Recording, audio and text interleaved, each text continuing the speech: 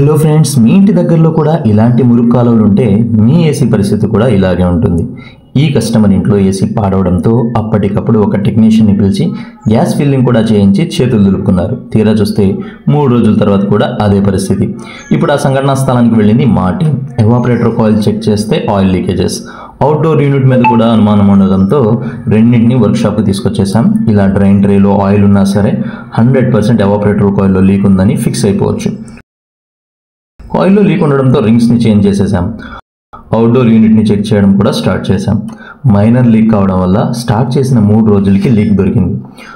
మొదట వచ్చిన టెక్నీషియన్ అరగంటలో పని పూర్తి చేసి ఏసీని 3 రోజులు పనిచేసేలా చేసి వెళ్ళిపోయారు. పొల్యూటెడ్ ఏరియా కాబట్టి సేఫ్టీ కోసం యాంటీ కొరజివ్ పెయింటింగ్ కూడా వేశాం.